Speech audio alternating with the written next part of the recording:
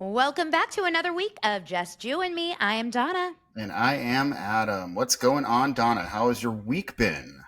Well, I'm officially 8 days into kid-free life. Oh, that's right. So your kids are off at sleepaway camp.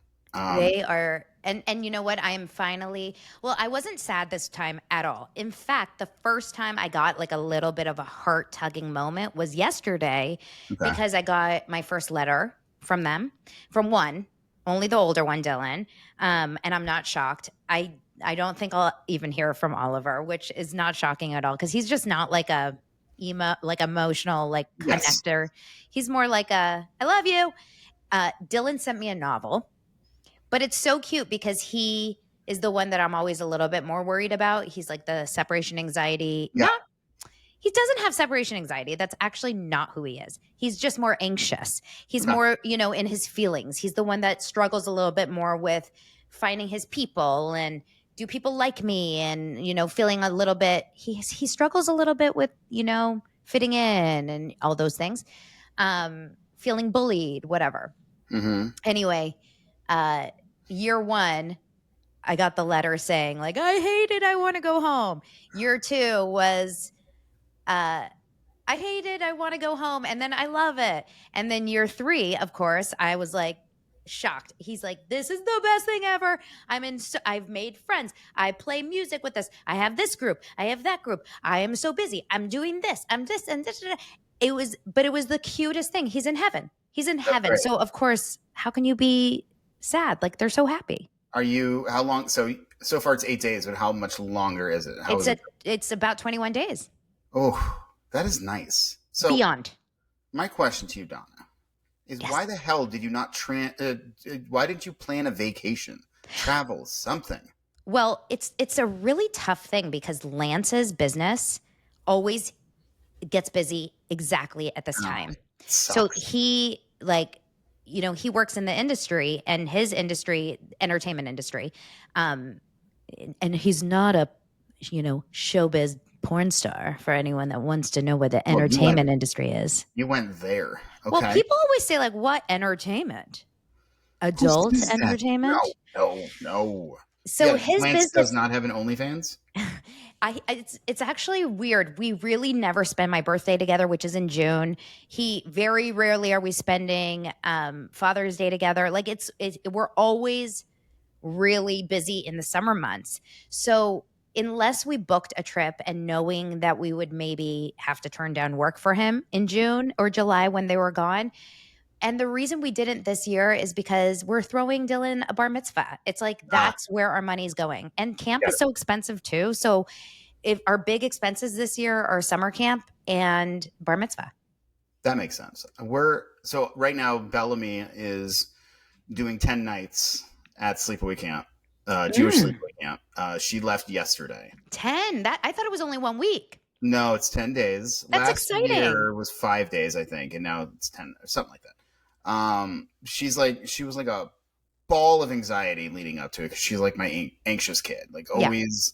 Like she made herself sick, like she had a fever over the weekend, and it was this whole thing. And then She she, did not make on, herself have a no, fever. but of course it's mind over matter. Of course she did. She made herself have a fever. Well, what's your excuse for always being sick? Have you not seen how anxious I am as a human being? Do you really believe that you can make yourself have a fever? Maybe you can make yourself less like your immune Well, system. of course, your stress Yeah. loads your immune system where you get sick. I've not directly give her a fever. Anyway, so she left yesterday. It was once she got there, she was super excited, and I've already seen a ton of pictures of her She there. seems happy.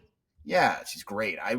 I got really kind of sad as I dropped her off. It was like 5 nights is it's like fine. It's like a long weekend or some shit. So this is over a week, and I'm like shit. This is like really grown up stuff for a kid. When I dropped my kids off year 1 and year 2, I cried both times. I'm not joking. Last year, I was so sad on the first night that I couldn't handle it. Like I would go in their room and like sit there and cry. Everyone thought I was crazy. Lance looked at me like I was not okay. He was like, "Let's drink wine. Like let's go out for Do drink." something. I was like mourning. For how And long?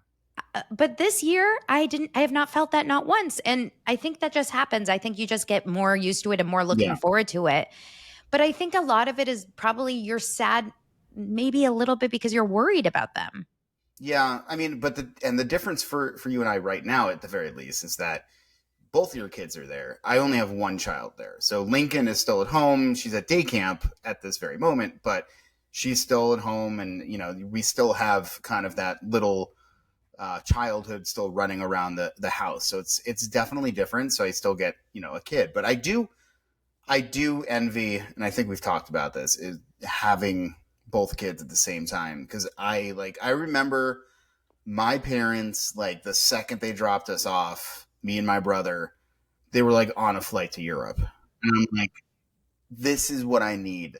I mean, because think about it, like, how often as parents do we get to have time without the kids for overnights, like maybe a sleepover?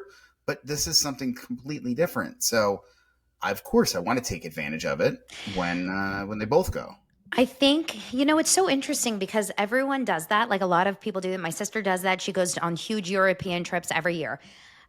I love being home without my kids. It's like heaven for me. I'm also a homebody. Like I've realized this as I've gotten older. I love to travel in theory, but the anxiety that comes with travel when it comes to packing and just being away and like the animals. I have all these animals that I have to Yeah, set up and like make sure that they're all taken care of and the house and everything.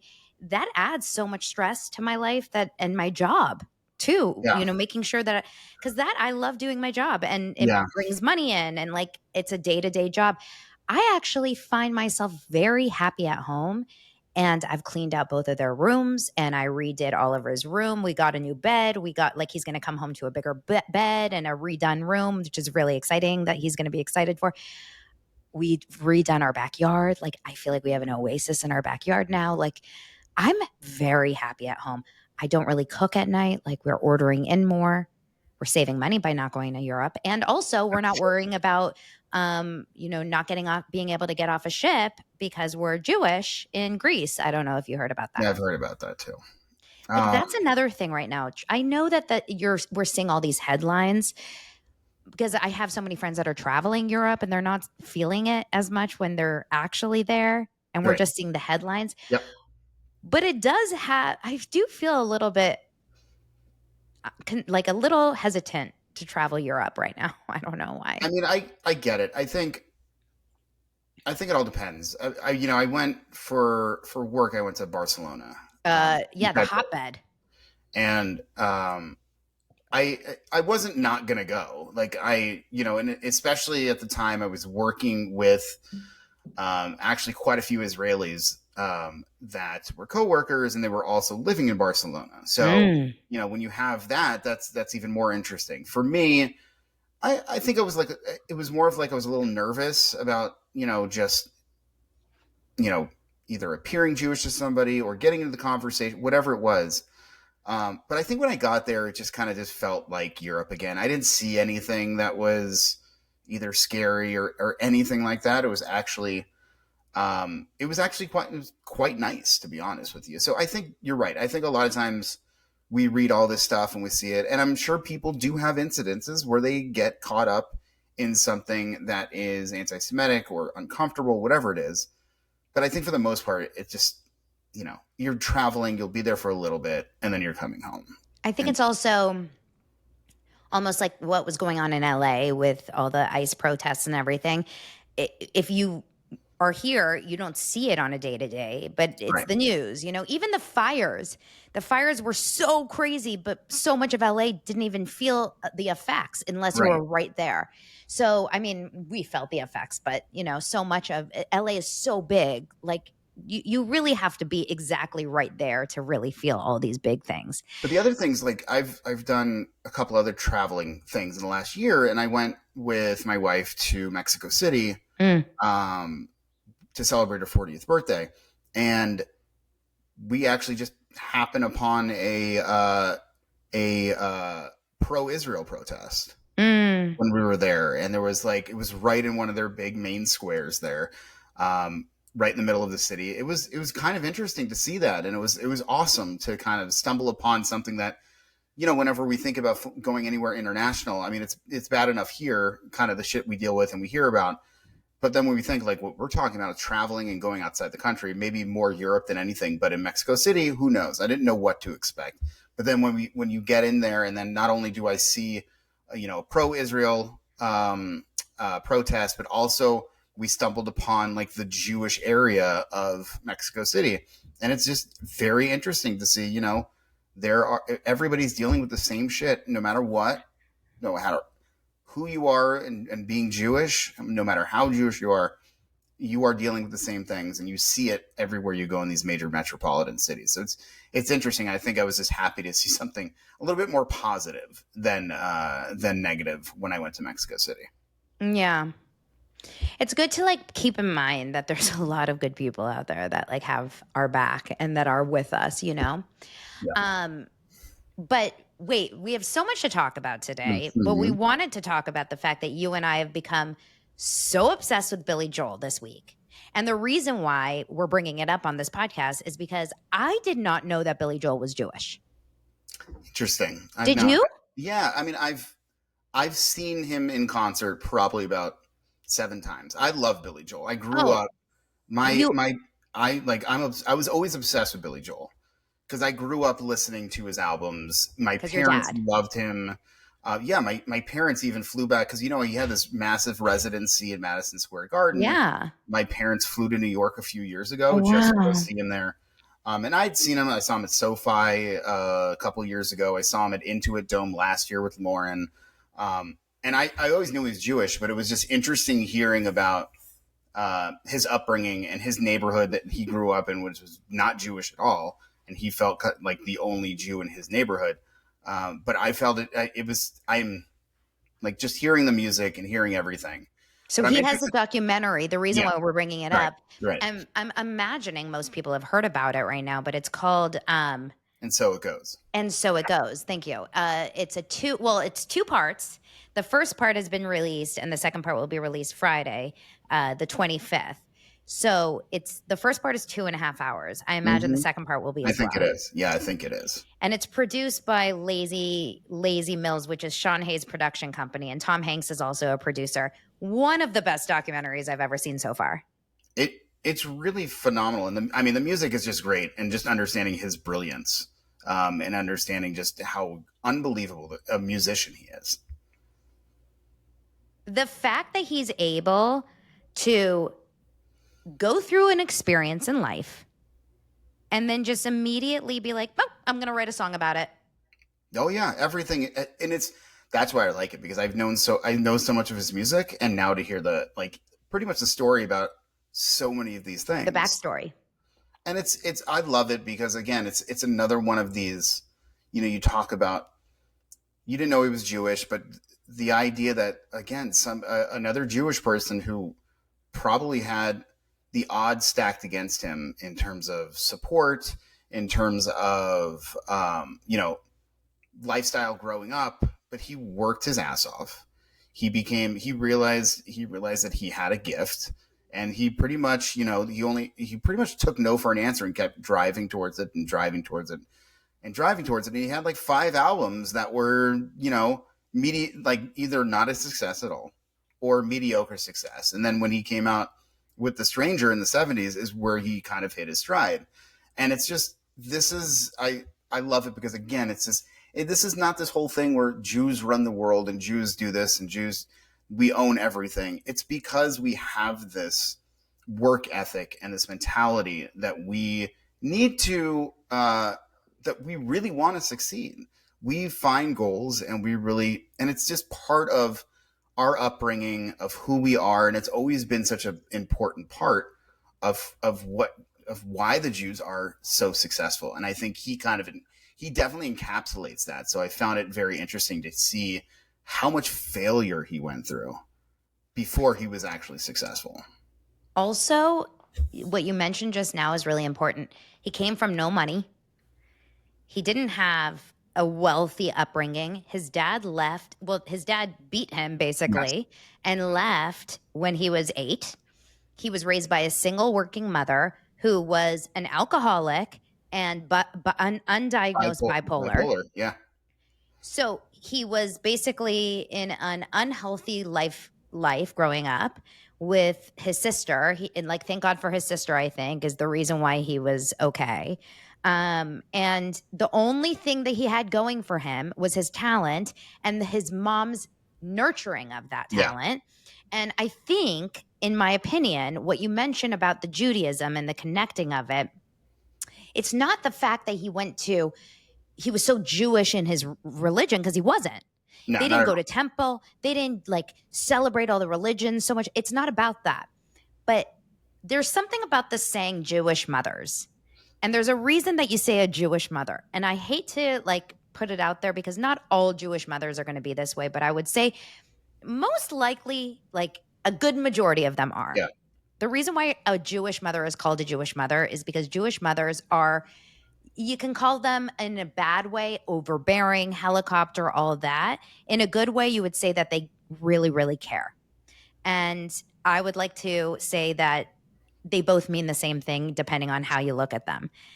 But a Jewish mother is always going to make sure that their kids are pushed to the best, like to the furthest of their abilities. They're going to take whatever their kids are good at and they're going to push the shit out of them. Yep. But not in an abusive way. I mean, I'm sure some are, but not in an abusive way, not in a, aggressive way. But it's like, I'm not going to let my kids fail when I know that they're able Right. to do better than that, right? You will go above and beyond to make sure that your kid has all the tools and everything for your child to succeed. Yes. And maybe every mom is that way. I don't Yeah. know. I mean, No, I know that not every mom is that way because I'm we've all about to seen say, stories where they're not. But I just know that in general, the Jewish moms that I know, and this is not about wealth because my mom had no money growing up, but she was this way. When I was growing up, I had a house with nothing. We had a roof that fell on our heads when it rained. I'm not joking. We had no money whatsoever, but my mom was this way. She yeah, would push me to no ends. Like she would make sure I was always at my best of ability. And that is the heart and soul of the generational, you know, every generation doing their best. We yep. push our kids to succeed. And it's like, I mean, we had my dad on the podcast, and what he had to endure being an immigrant, a year old, coming over to a country where obviously his parents had never been to, never experienced, but his mother pushed him to be as successful as he possibly could, set him up for success, gave him the right tools to do that, and he ended up with a very successful podiatry career. He was able to raise a family in the greatest possible way, and he was able to afford personalized license plates that said "Foot Guy." So I think that is probably the best part about this. Yeah, it's a really cool story. Anyway, go and watch the documentary if you haven't Please do. already. Yes, it's awesome. I had my mom watch it, and my mom is not usually into stuff like that. And she was like, I was crying and I was this. I mean, the love story is amazing. Like, it's a really beautiful. I was also crying at this love story. Like, I have such, and he's on Bill Maher this week. Right. Well, not Bill Maher. He's on Club Random, his podcast. Right. And I'm like in a Billy Joel mindset right now. Good. Keep listening. We've been listening in our house and in the car for the last few days. Yeah, I'll start to listen more to the music. Anyway, so sadly, the hits just keep on happening right now for the Great. Jewish communities. Lots of I fun hate to stuff say it. happening. I know. I want to just talk about Billy Joel. Well, I don't think, as much as we want to, let's at least wait until the second part comes out, and then we can continue that conversation. Where do we start? I don't know where to start. Where do you want to start, Donna? Because it all sucks, and I it's know. heartbreaking, all of it. Well, it feels very, we talked about it last week, how we want it to be just like a lighthearted show, and it can't be because we're in like dire straits right now, and we're a little bit at we're a little bit in like a defense mode right now. Like Yeah. we have to fight to get our words out there and to get people to hopefully hear us. We spoke about this last week. We spoke about Mandy Patinkin. We got attacked on YouTube by Oh the yeah. wrong crowd. I didn't. By the way, That's the problem I didn't even with look at the comments. Yeah, I know you did. You texted me, and you're like, "These comments are horrendous," and I'm like, I can't look at them right now." And I'm glad you're doing it. I look at our TikTok comments, which aren't far off either, but I'm sure YouTube looked like shit.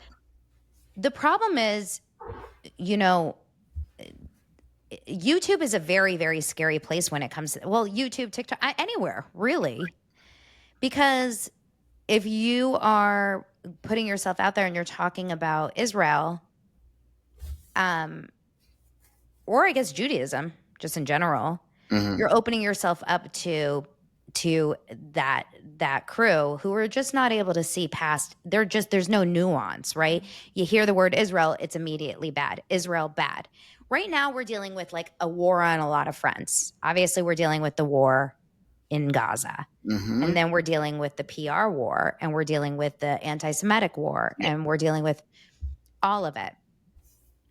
I think it's really important that you and I talk about like what's happening in Gaza for a little bit and just share kind of our personal feelings and how we're not ignoring the crisis that's happening over there, and we're not pretending it's not happening, and we're not immune to the sadness of what's happening, because it's important for me to share. I don't get to share that on my other show. And Right. for me, it's important for me to share that as a human being, as a mother, as a real like person with a heart. I don't feel good about any of the disaster that's happening over there. Like Right. there's nothing about it that's like making me feel like winning by Right. any It's. means. I mean, war in general is not going to make anybody um, feel good. But then when there's civilian casualties, no matter how they became casualties, it's still casualties. And it's still heartbreaking when you see children who are dying. So no matter what, we're not heartless people. We understand that this is not a great scenario for anyone involved. So I totally get what you're saying, Donna. It's not. It's definitely something that we should talk about, and it's something that I don't know. It's hard, and so basically, there's a lot of issues right now within Israel and Gaza, to be specific, with starvation and people not getting food and they're not getting the right supplies. So unfortunately, there's a lot of issues going on with civilians starving to death. Frankly, And yeah, and the problem is that people are not the and I hate to say it, because the second you say the media is putting it on Israel, people think, well, it is Israel, it is Israel. Well, there's a couple things that are happening here. From my limited knowledge, and that's why I'm about to show you a couple of videos from people that really do know what's going on, is that Israel, I mean, you're laughing. I'm it's not I funny. know. I'm glad and I believe me, I have limited knowledge on it too. I'm just glad we're owning up to that. We're not going to know every little fucking detail. We're We're not not going to world be like right, envoys. I mean, we're literally, we live in Los Angeles, but we just happen to be Jewish. That's right. literally our connection to And this. we've gone to Israel before, but still, we're not going to know every last detail about the region I've and what never they been to had. the border No, of Gaza. Have you? nope, no, of course not. So I don't have intimate knowledge with this, Right, but I do know that Israel provides all the food for a region that is trying to murder Israelis and Jews, not the people inside, but the leaders of the people inside. And right, still, they're providing the food. The reason why that food is not going into Gaza is the question: why? right. Why is Why? that happening? Who's stopping it?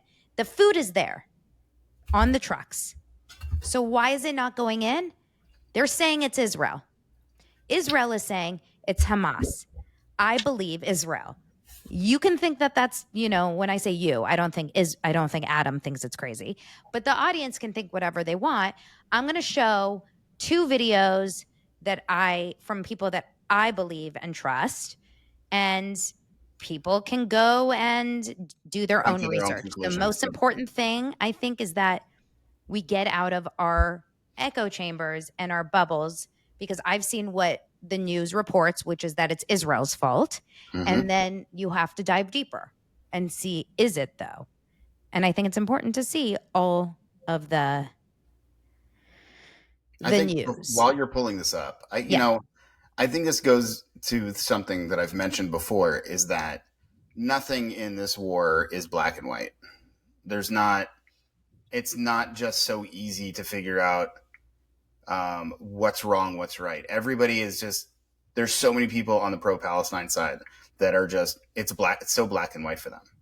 I think this could be one of those issues again. I think for me, and before you play this, again, just my thoughts. Hamas is probably the main culprit behind the bullshit that's happening there. But it would not surprise me if there was a little bit of Israel's fault as well. But to the extent where it's all or nothing that's never possible. It's probably not, I don't want to even say somewhere in between, but to me, it's probably somewhere Hamas is causing most of the issues, but Israel could probably step up and do a better job. Anyway, interested to see what you're about to show.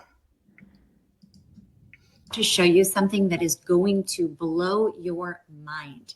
This video is of 950 trucks that have already been inspected and are set to go into Gaza. They're right now rotting and sitting on the Gazan side of the border because the UN will not let them be distributed by the private entity that is the US and Israel's joint company they hired to distribute the aid so that Hamas doesn't get to it. The UN is blocking it from getting to Gazans so that they can perpetuate the myth of a famine. Why? Well, it's heartbreaking to say that the United Nations, that entity we grew up trusting and going to field trips to, is now completely corrupt and working with the terrorist regime Hamas. Now, what does Hamas need? They need to continue the war. They need to continue keeping our hostages. And the only way they can do that is if they get enough food and supplies to their terrorists. And how do they do that? The UN makes sure that they control the aid so that they can get Hamas to take it. They know if they convince the world that there is a famine, that everyone will be protesting against Israel rather than going to the source, which is Hamas, the terrorist regime, and the UN deliberately starving Gazans so that they can perpetuate a war. Okay. Here is Jonah Platt explaining it. Okay. Oh, wait 1 second. With the starvation, the cluster F that is aid distribution. Don't be fooled into reducing this into people suffering Israel bad. That is the Hamas strategy. It is no different than them shooting a rocket from a hospital and Israel attacking back, which they don't want to do but have to. And then everybody's saying, look, people suffering Israel bad. This is a situation of Hamas's making, because it's Israel who looks terrible on the receiving end, which is part of the carefully cultivated and pushed narrative by Hamas that the press picks up and spews all over the Western world. Now, there's very real starvation and suffering going on.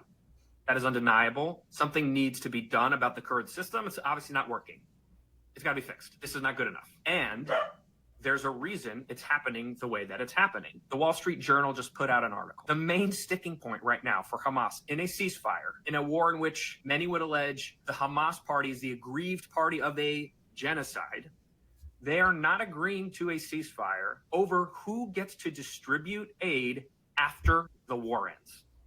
Why is it so important for an organization that's entire methodology is based on not caring about their civilians, about putting them in harm's way, about doing what is the opposite of the best for their people? Why would it be so important to them that the UN and the Palestinian Red Crescent be the only deliverers of aid? So important that they're willing to prolong a quote unquote genocide because Hamas takes the aid. And if it controls the aid, it controls the people.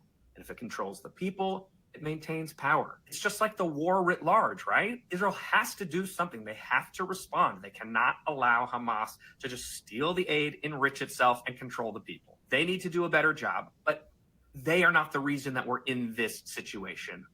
both specific to the aid piece and, of course, to the war at large. The IDF is currently parked outside of a neighborhood in Gaza called Deir al-Balah. They've not been in there yet this entire war. They believe the hostages are in there. They are not going in. They are evacuating civilians, and they are trying to bring Hamas to the negotiating table to end the war. Sign the ceasefire, give us the hostages. We won't have to go in at all. If the narrative that you're being sold is suffering bad, Israel bad, you have to remember there's always something else going on. Don't fall for it. Let's talk about. Interesting. So what are you thinking as of that? I mean, I think that if your country, I mean, just 5 minutes before we started today, Hamas turned down a ceasefire deal. Right. If you are running a country that is experiencing genocide and you are being offered a ceasefire, and when I say genocide, you know I don't believe it. I know. It's what they believe, but yes, of course. It's what they're saying it is. You're being offered a ceasefire and you're turning it down. You're asking to continue a genocide on your people. Explain to me how it's a genocide.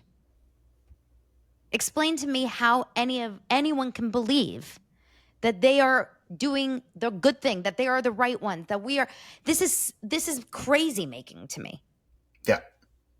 It doesn't make any sense. It's actually maddening to me that people are falling for this.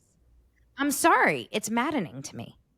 Well, it's like any other narrative that has been anti-Israel since the war started.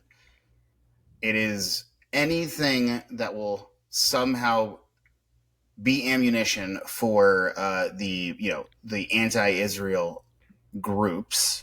They will use and they will echo it over and over and over, and they will put it on their feeds.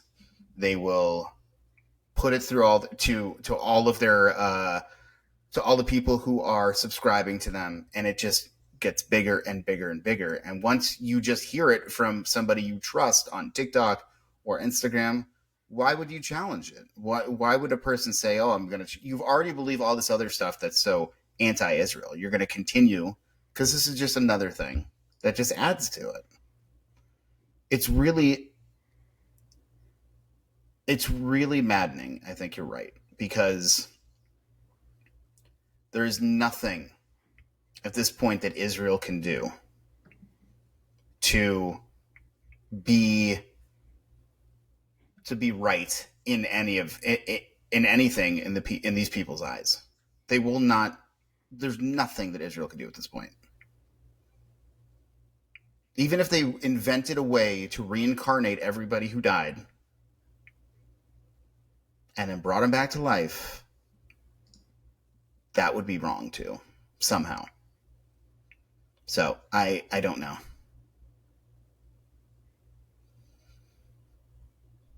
It's very upsetting.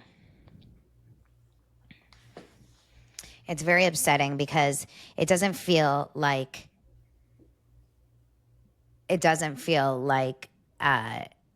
anyone's looking at it with clear eyes other than a biased eye, like Israel is the bad one, and they won't be able to see outside of that, no matter what happens from here on out. Right. No matter what happens from here on out, it's already a set in their heads moment. And I was telling you, no matter how bad things can continue to get or how good things can continue to get, no matter where it goes from here, it's done. Yeah, I know. It's screwed. Like, that's what scares me the most about this whole situation is that there is irreparable damage that has been done to Israel's PR and to the way everyone's going to view Israel. It will never be looked at the same. Obviously, there was always negativity towards Israel before October 7th. But, it wasn't, not everybody knew about the politics or claimed to know about the politics, about what was going on in the Middle East. There was always issues, but it was always something that was, okay, fine, Israel's Israel, but it didn't make too much of a difference. But now it's like there is no coming back from this. when you see stories like this and people convince themselves that Israel's causing every issue, this will live on for generations. Mm-hmm. This is people telling their friends, telling their relatives, telling their kids, them telling their kids. It will continue down the line. And that's what just really scares me about this. And that's why when we talk about calling a Zion, basically if you're saying someone's, Zionist is bad, then why that's anti-Semitism. We say this all the time. And this is the reason, because we now have to fight this fight as Jews for the rest of our lives. I didn't feel this way. I didn't feel like I had to stick up for Israel every 2 seconds of my life before October 7th. And yeah, again, we can still judge and critique Netanyahu and the government, not like everything that they're doing.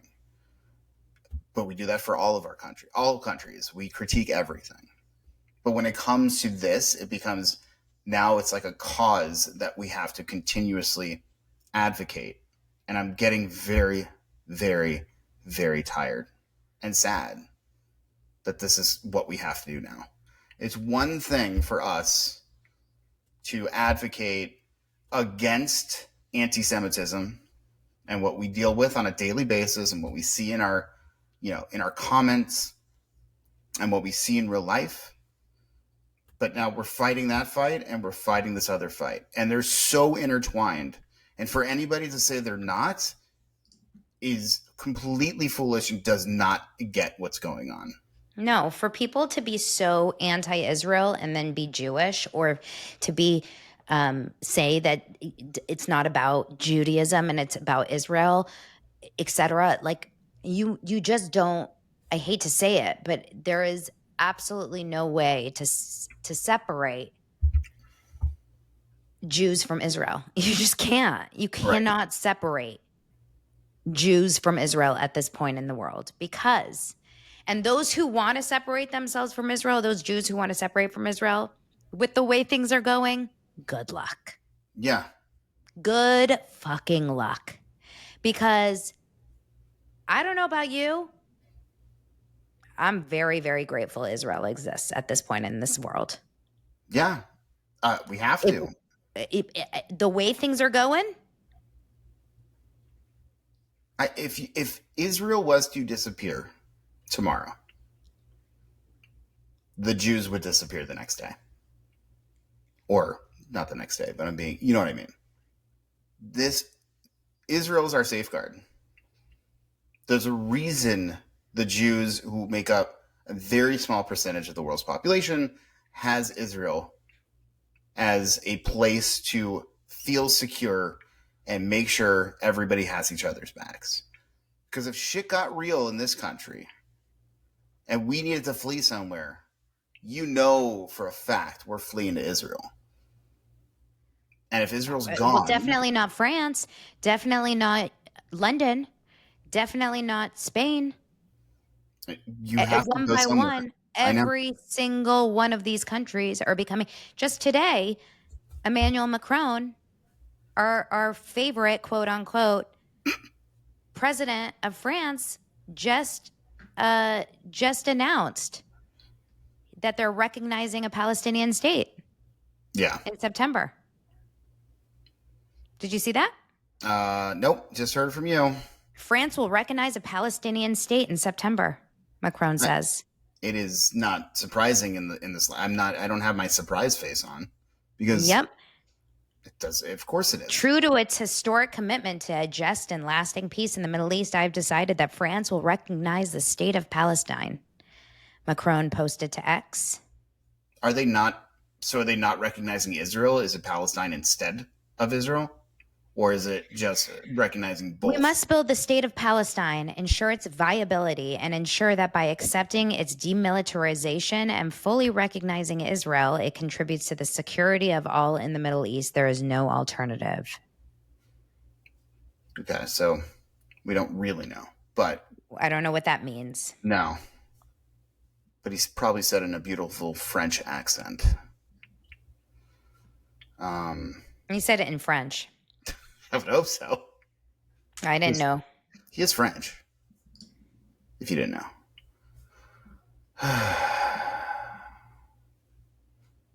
Traitor. Isn't that insane? Which part? It's all insane, Donna. It's like, it makes me want to cry. It feels like a day of sadness today. Like, it really does feel like a sad day. Because I woke up to that reel that I shared with you this morning. And it's stupid, young dumbasses. They're not smart, intelligent, good, smart individuals sitting in this podcast with this idiot Myron Gaines talking about Hitler and how the Jews deserved what happened to them. Because the Jews obviously did something to create the Holocaust. Yeah. A black woman, by the way, said this. Yeah. Yes. A girl. She was young. She was like 20 something. Yeah. She goes, I'm not dumb, but she says, and I'm not dumb, but like. And when you see clips like this, and you know, there's always been, and especially now it's ramped up even more, talks about Holocaust not being curriculum in school, teaching about the Holocaust, teaching about the atrocities that happen. This is why we need it. Because this dumb fuck, sorry for the language, spews shit like this. We got to show it though, because it is as awful as it is. I know, no, but here's the thing, Donna. Like, as awful as it is, people need to understand the shit that we're up against. Okay, because it's very important to see this, and I'm very disturbed by it, but I think we need to talk about it. I was beyond floored. I didn't even understand how this was real life. Okay, you ready? Yep. This is on a podcast called Fresh and Fit X. It's not even able to be on YouTube because they were demonetized from YouTube, so it's now on Rumble only, which is, I imagine, it's a very like free speech. Yeah. You can say whatever, you can do whatever. So it's probably very far right, I would imagine. Yeah. Really. Anyway, the question is from this guy to this whole panel for anyone that's just listening. It's this guy, Myron Gaines, and he's speaking to a panel of younger, all female, but there's men in the room, but it's all female panel, white and black, young women, like in their 20s. And he asks, what do you guys think about Hitler?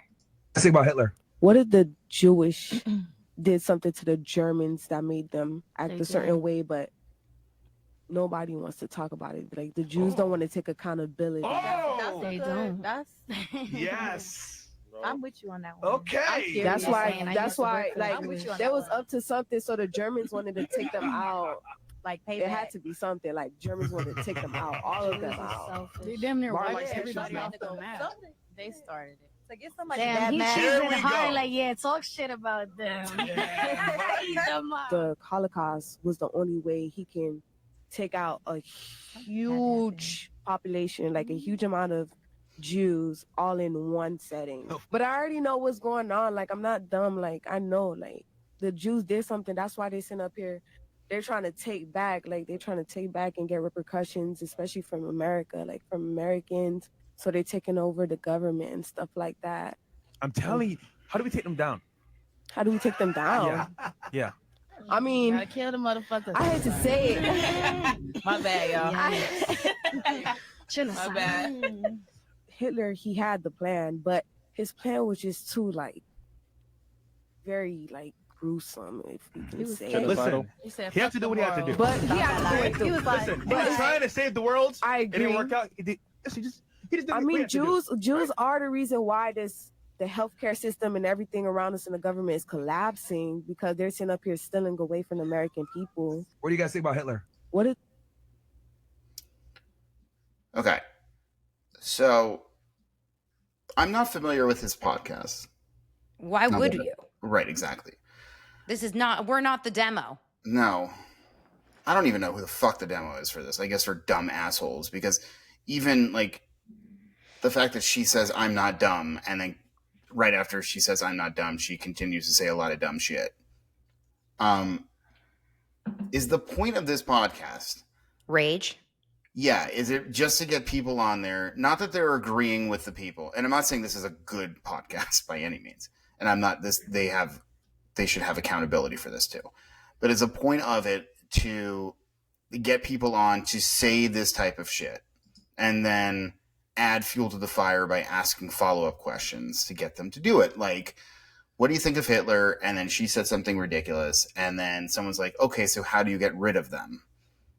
And they continue talking about genocide and kill all those motherfuckers.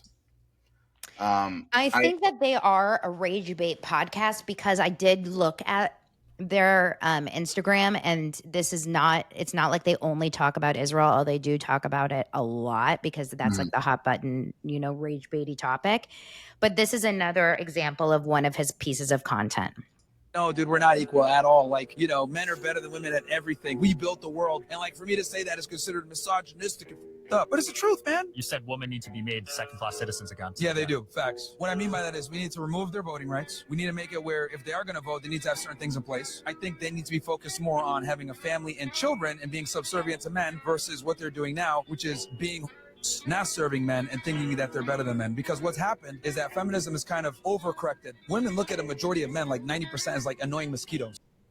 So you're getting the vibe of what a fucking dumbass this guy is. He's like a red pill, like motherfucker, like this whole. He's like Andrew Tate. Yes. He's like an anti-Semitic Andrew Tate. I don't know if Andrew Tate was anti-Semitic. He probably is. I'll throw that in there just as probably that would meet his criteria. It's like Dan Blazarian, whatever his name is too. Well, let's see. Has he been on Piers Morgan recently? Oh God, we bring up a lot of names that just make me so angry at this point. I know. So the only reason I'm asking, I'm trying to grasp what the context, and there's no good context here, obviously, because when people react the way they reacted on that, where they're all, it wasn't just her saying it. It was other women say, oh, I believe it. Oh, genocide, kill all those motherfuckers. It's I don't know. I think it's incredibly important for people to see this. I really do. Because we talk about anti-Semitism all the time, and people, again, will say,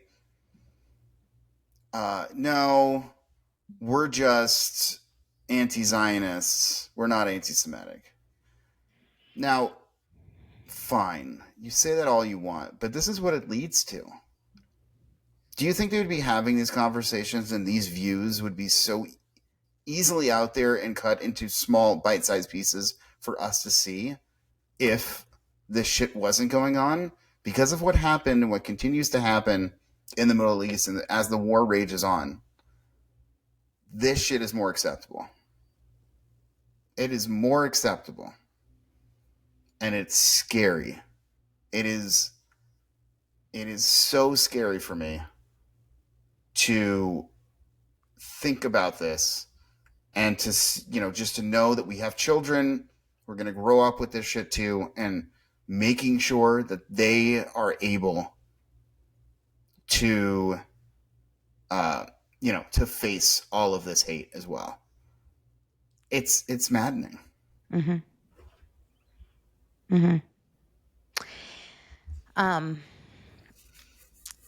It was weird watching it because my brain was telling me these are such idiot people. Like, I would never, if someone said this to me in the street, I'd be like, you're such an idiot, right?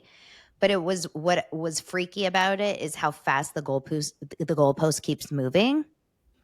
Like, fuck the Jews in the sign, that the Dave Portnoy sign. Yeah, that guy Mo Khan, was like, what? Yeah.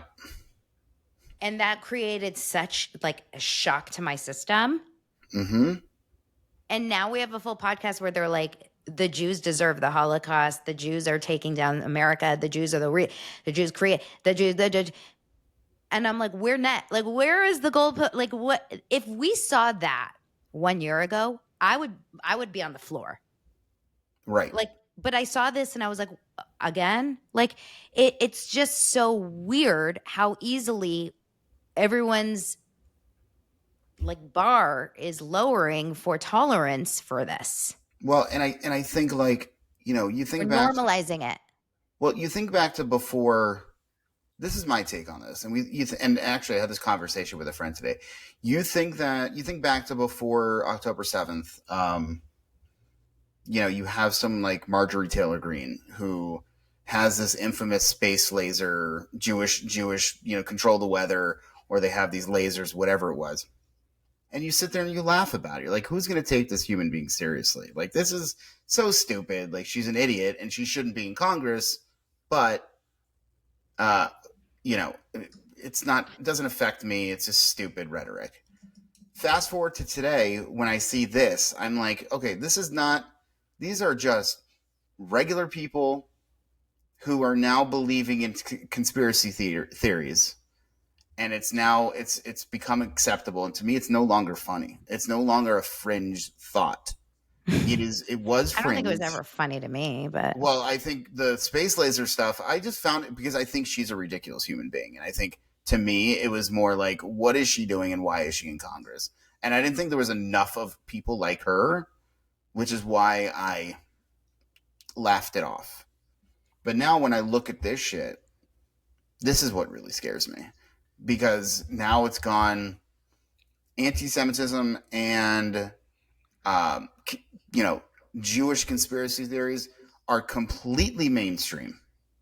They are now part of the rhetoric and they're part of everything that we hear on a daily basis against Jews. That we control the weather. That apparently to this woman, we control the healthcare system. Mm-hmm. We have space lasers. We do all these things. I don't know, Donna. I'm tired. I'm tired. There's really nothing that can be done, sadly, about any of this for us in this moment, except just continuing to hope people, for the most part, are good. And these are just, you can only just hope, like we say every week, that most people are good. Unfortunately, it's spreading. I know, and I still have that thought that a lot of this stuff lives online and most of the people are good.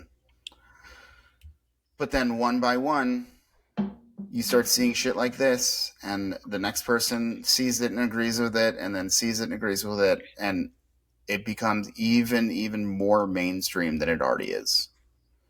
And these thoughts, and this is why I said it before, we need Israel to be there, because I don't want, if any shit starts going down, that's where we're all going to end up. I know. Why do you think Israel is always under attack? Of course. Should we just move there now, Donna? I'm buying a house. Should we get a house next to each other?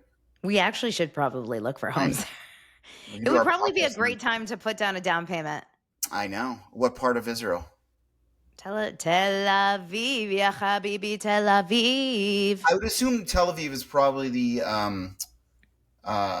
cost of living is probably the highest there, right? Yeah, but it's like the best part. I know, but I'm not going for the best part of Israel. I'm going to the Israel to make sure I don't get killed. What, you also want to live in like a boring part? You want to live by the beach. You want to live in a fun place. You want to live where there's good restaurants and hot people. All right, fair. Okay, I'm moving to Tel Aviv. I don't know where you're going. Fine, I'll go to Tel Aviv. Twist my arm. I'm gonna go start looking at real estate right now. Let's do a podcast in Tel Aviv. Does Zillow look at Tel Aviv? Can we get prices? Zillow. Redfin. Right. Not what I'm drinking. Adom fin.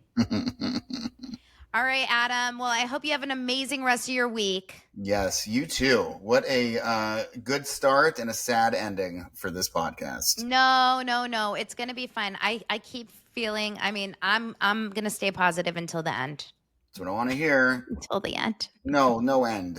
No end. Well, at some point it's ending. No, never. All the shit stuff's going to end. And our lives will end at some point. But that's fine. All right, Adam. All right. We'll talk Have a next great week. Thank you guys all for being here and supporting and loving on Just Jew and me. We'll see you guys next week. Thank you. Support, subscribe, leave reviews. Bye, y'all. Bye, everyone.